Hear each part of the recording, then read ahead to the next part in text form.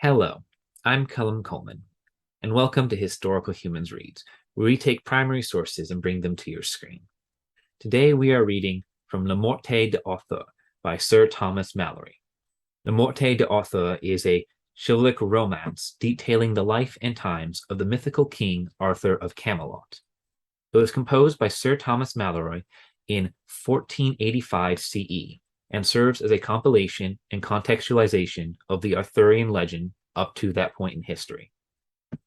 Although published in Mallory's native English, Le Morte d'Arthur owes its French title to a late 14th century French poem, which served as the cornerstone of source material for the work.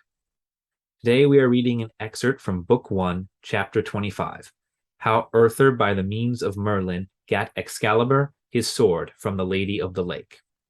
With that, let's begin. Right so the king and he departed, and went unto a hermit that was a good man and a great leech. So the hermit searched all his wounds and gave him good salves. So the king was there 3 days, and then were his wounds well amended, that he might ride and go, and so departed. And as they rode, Arthur said, I have no sword. No force, said Merlin. Hereby is a sword that shall be yours, and I may. So they rode till they came to a lake, which was a fair water and broad. And in the midst of the lake, Arthur was ware of an arm clothed in white samite, that held a fair sword in that hand. Lo, said Merlin, yonder is that sword that I spake of. With that they saw a damsel going upon the lake. What damsel is that? Said Arthur. That is the Lady of the Lake, said Merlin. And within that lake is a rock, and therein is a fair place as any on earth, and richly beseen. And this damsel will come to you anon, and then speak ye fair to her, and she will give you that sword. Anon withal came the damsel unto Arthur, and saluted him, and he her again.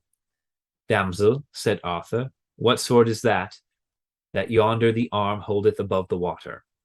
I would it were mine, for I have no sword. Sir Arthur, king, said the damsel, that sword is mine, and if ye will give me a gift when I ask it, you shall have it. By my faith, said Arthur, I will give ye what gift ye will ask. Well, said the damsel, go ye into yonder barge and row yourself to the sword, and take it and the scabbard with you, and I will ask my gift when I see my time. So Sir Arthur and Merlin alighted, and tied their horses to 2 trees, and so they went into the ship. And when they came to the sword that the hand held, Sir Arthur took it up by the handles, and took it with him. And the arm and the hand went under the water. And so they came onto the land and rode forth. And then Sir Arthur saw a rich pavilion. What signifieth yonder pavilion? Is it the knight's pavilion? Said Merlin, that ye fought with last, Sir Pellinore? But he is out, he is not here. He hath ado with a knight of yours, that hight Eglaime, and they have foughten together. But at the last Eglaime fled, and else he had been dead, and he hath chased him even to Carleon, and we shall meet with him anon in the highway. That is well said, said Arthur, and now I have a sword. Now I will wage battle with him, and be avenged on him. Sir, you shall not so, said Merlin, for the knight is weary of fighting and chasing, so that ye shall have no warship to have ado with him. Also, he will not be lightly matched of one knight living, and therefore it is my counsel, let him pass, for he shall do you good service in short time, and his sons after his days. Also, ye shall see that day in short space. You shall be right glad to give him your sister to wed. When I see him, I will do as ye advise, said Arthur. Then Sir Arthur looked on the sword, and liked it passing well. Whether liketh you better, said Merlin, the sword or the scabbard? Me liketh better the sword, said Arthur. Ye are more unwise, said Merlin, for the scabbard is worth 10 of the swords. For whiles ye have the scabbard on you, ye shall never lose no blood. be ye never so sore wounded. Therefore keep well the scabbard always with you. So they rode on to Carleon, and by the way they met with Sir Pellinore.